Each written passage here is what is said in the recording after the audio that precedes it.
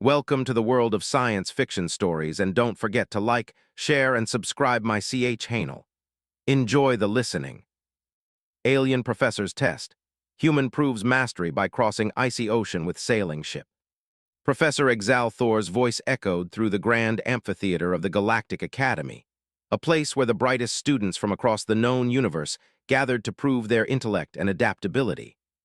The vast chamber, carved from the crystalline rock of Dentist Prime, shimmered under the glow of holographic displays that projected vast oceans, frozen landscapes, and treacherous planetary environments.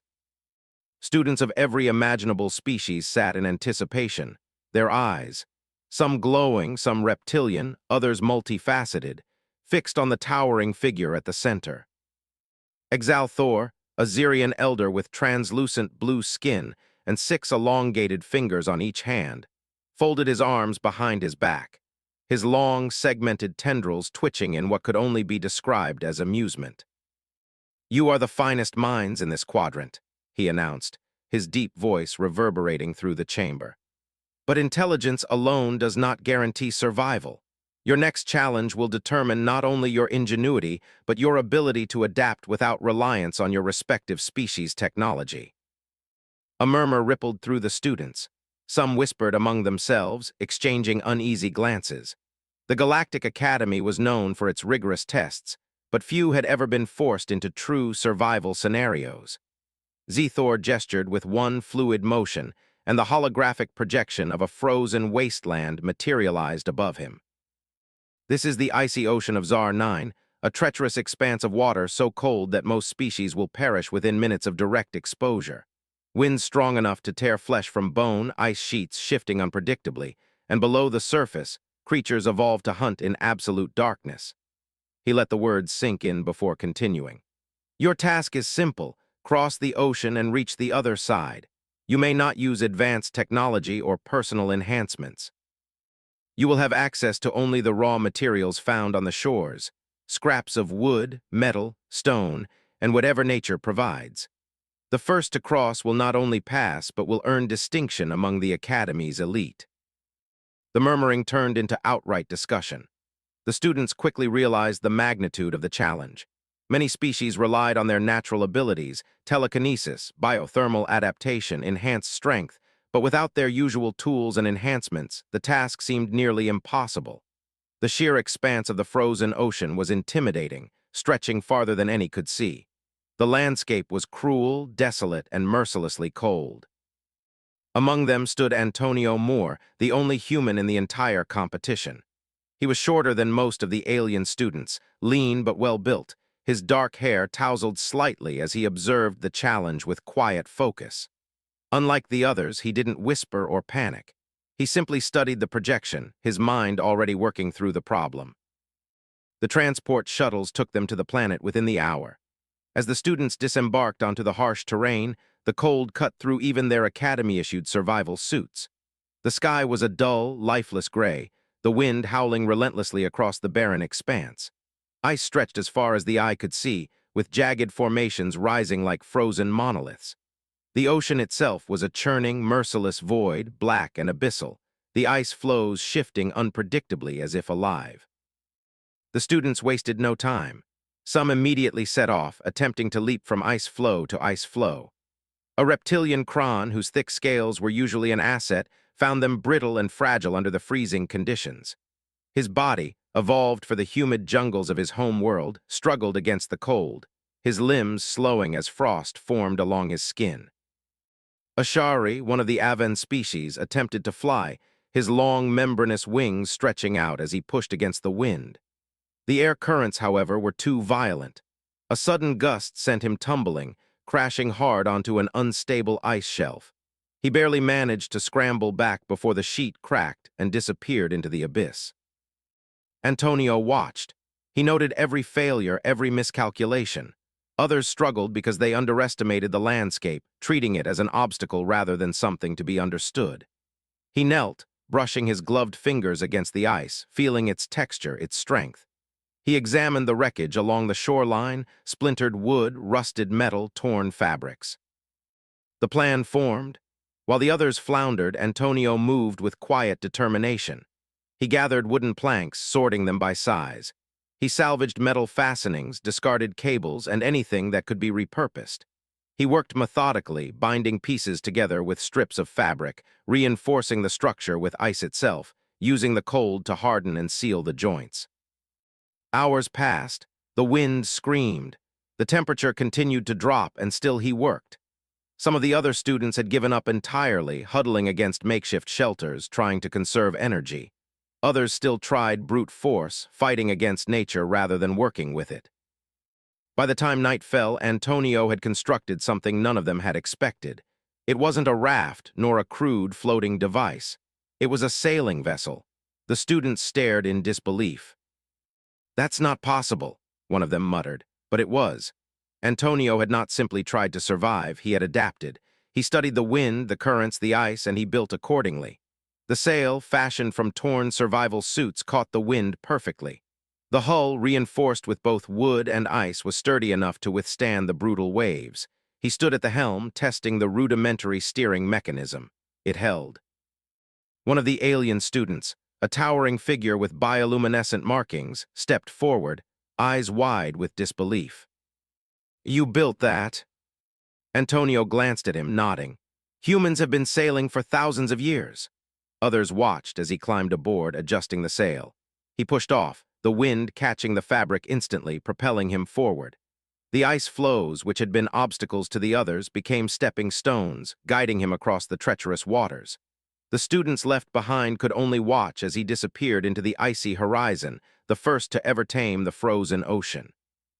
The wind roared over the frozen wasteland, its icy tendrils slithering through the jagged ice formations and cutting deep into the exposed skin of those who remained on the shore. Antonio had already disappeared beyond the horizon, his makeshift sailing vessel carried swiftly across the treacherous waters. The other students, left behind in varying states of exhaustion, frustration, and disbelief, were forced to reckon with their own failures. Akron, a hulking reptilian student named Vogger, clenched his claws into fists, his scaled hands stiffening from the cold. He had relied on brute strength his entire life, smashing through obstacles rather than finding ways around them. His people, natural warriors, prided themselves on endurance and physical superiority. But here, on this forsaken ice world, his strength meant nothing. His thick armored hide, so effective against weapons and extreme heat, offered no protection against the creeping frost that sapped his energy. He had tried to leap from one ice floe to another, thinking that his powerful legs would let him clear great distances. But the unstable surfaces cracked under his weight, sending him tumbling into the frigid water. The moment his body touched the liquid abyss, a sharp, paralyzing pain shot through him, locking his muscles and filling his lungs with a searing cold. If not for his rapid reflexes, he would have sunk beneath the ice. Now, shivering violently, he stood near the wreckage-strewn shore, watching the others with narrowed eyes. Exari, a slender, bird-like student named Kiss, had also suffered a bitter defeat. His kind were known for their superior aerial abilities, their wings adapted for both flight and gliding. He had believed he could navigate the stormy skis above the ice, leaping from one jagged peak to another like his ancestors had done on the high cliffs of his home world. But the air currents here were unlike anything he had ever faced. The moment he had spread his wings and lifted off the ground, a brutal gust had slammed into him, sending him spiraling out of control.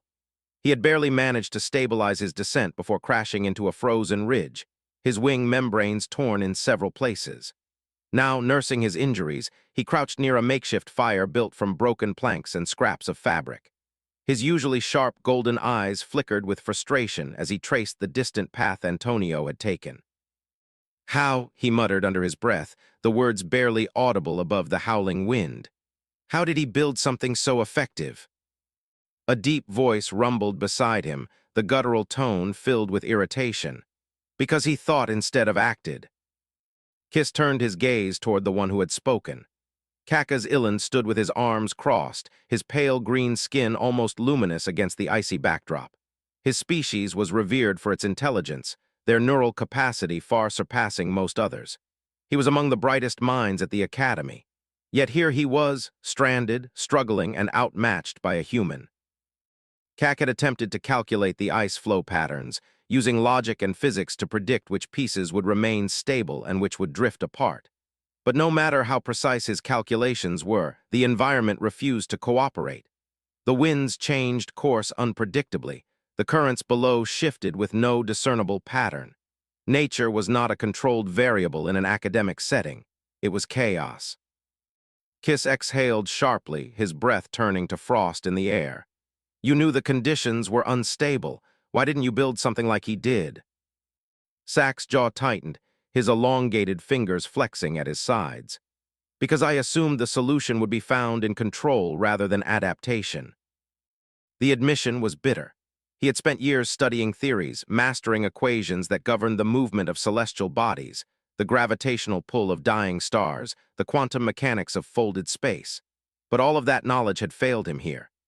Meanwhile, Antonio, who had no superior intellect, no enhanced biology, had adapted. He had looked at the materials available, observed the wind, and created something so deceptively simple that it had stunned them all. Voger let out a growl, rubbing his arms in a futile attempt to restore warmth. Sitting here won't get us across. Kayla shot him an annoyed glance. And what do you propose? You nearly drowned the last time you tried brute force.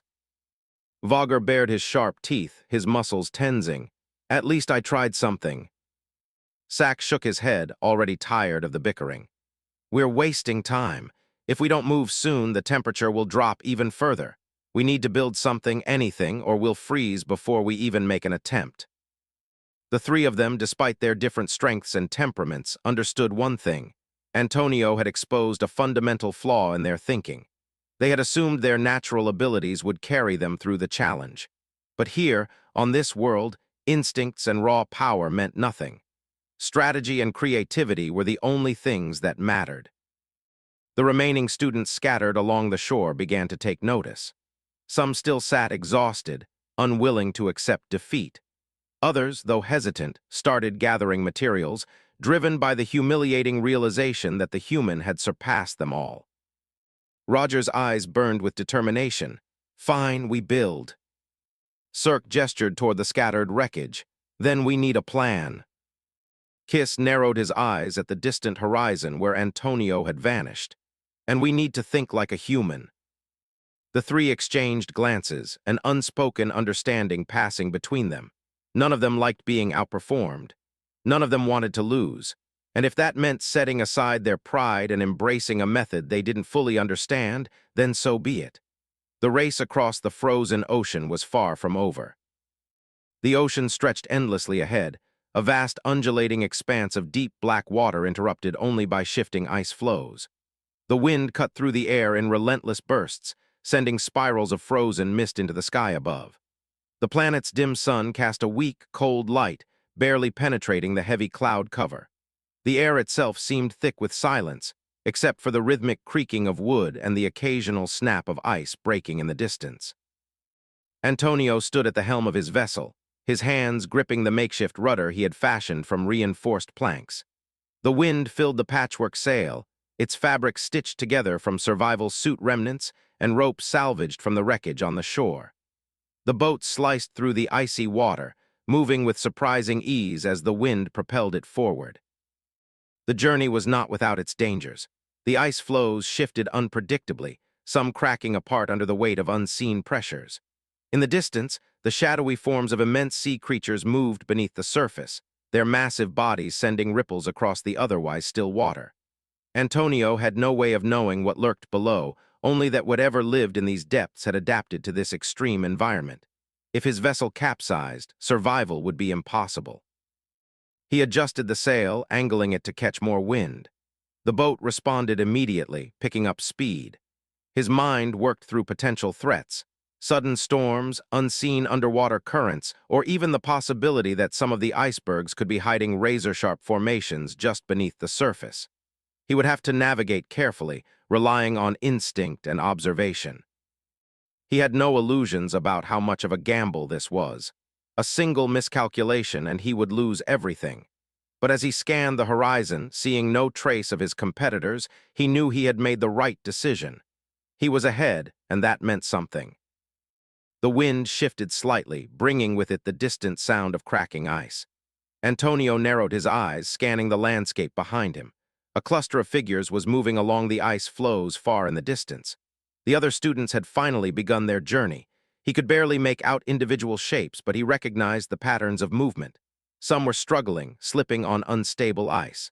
Others were leaping from floe to floe, trying to maintain momentum. A few, like Kak, Kiss, and Vogger, seemed to be working together. They had built something, a structure resembling a sled reinforced with metal scraps. It was primitive compared to his vessel, but it was an improvement over blind effort. Antonio let out a breath. He had expected them to figure out something. The question was whether they could sustain it. The ice was too unpredictable, the weather too harsh. Even if their sled worked for now, they would be forced to adapt again soon. A sudden shift in the water caught his attention. The current was changing. He adjusted his course slightly, steering toward a gap between two ice formations. The boat glided through effortlessly. But as he passed between them, he caught sight of something just beneath the water's surface. A shadow, enormous and slow-moving, trailed beneath him. Antonio tightened his grip on the rudder. Whatever it was, it had been following him for some time. He had noticed distortions in the water earlier, but had assumed they were just shifting currents. Now he knew better. He didn't have weapons. He had no way to fight something this large. His best hope was speed. If he could stay ahead, keep to open water, and avoid any sudden movements, maybe. The water erupted. A massive serpentine form broke through the surface, its elongated body gleaming with a thick layer of frost-covered scales.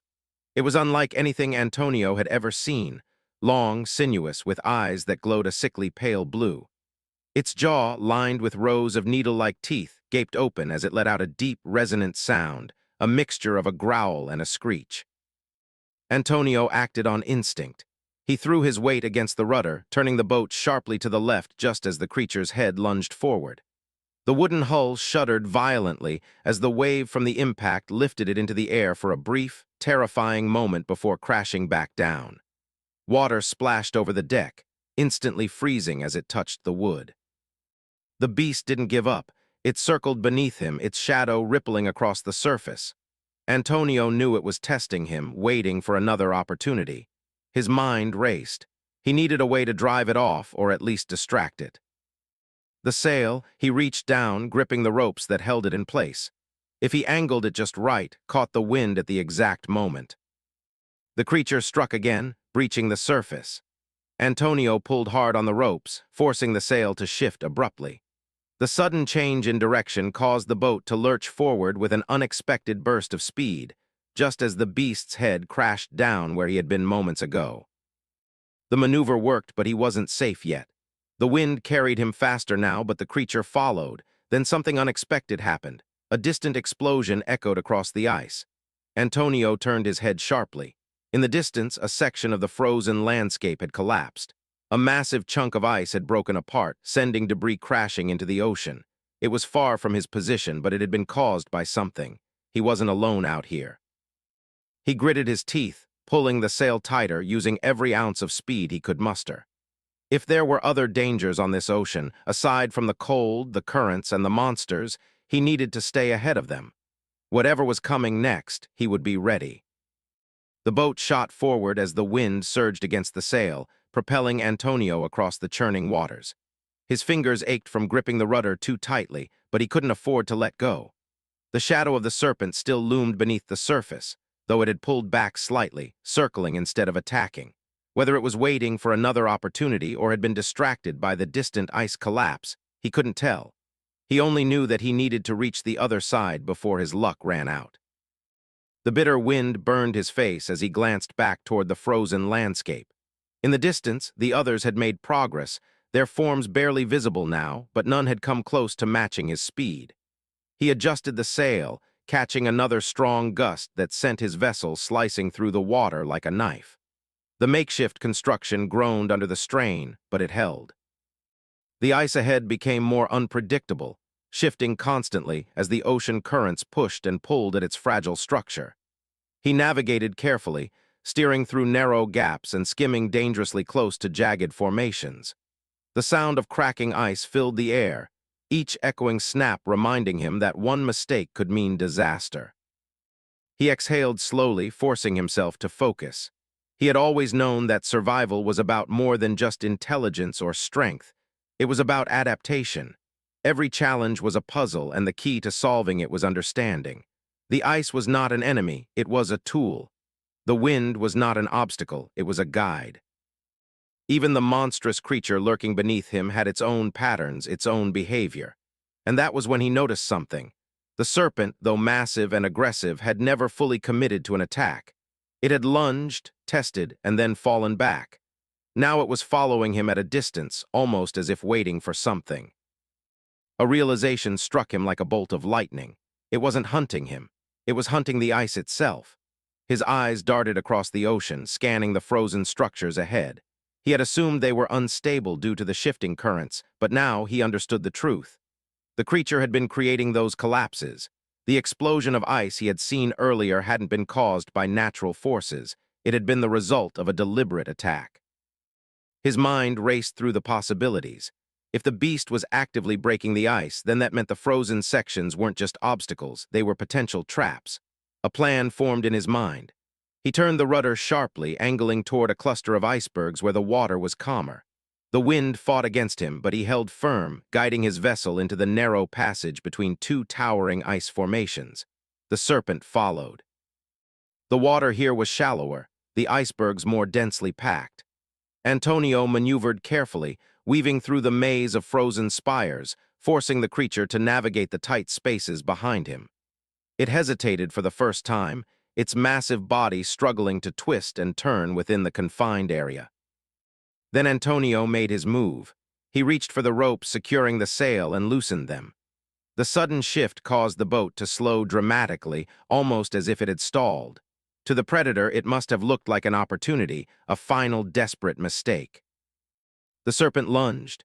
At the last possible second, Antonio jerked the rudder hard to the right, spinning the boat away just as the massive head of the beast slammed into the ice. A deafening crack split the air. The force of the impact sent a chain reaction through the surrounding formations, causing the entire cluster of icebergs to collapse inward.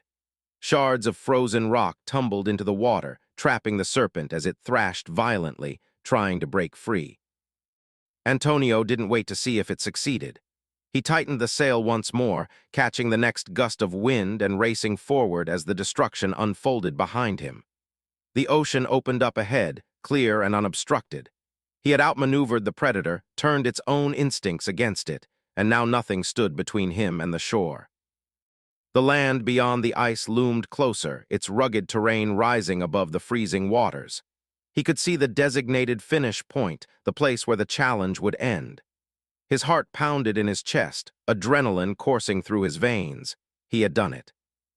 The realization settled in as the boat skidded onto the frozen beach, the impact jarring him slightly but leaving the vessel intact. He stumbled forward, his legs unsteady after so long at sea. The cold wind howled around him, but for the first time since he had set sail, he didn't feel it. He turned, gazing back at the vast expanse of the frozen ocean, where the last remnants of the ice collapse were settling. The others were still struggling far behind. Some had made progress, their makeshift vehicles barely holding together.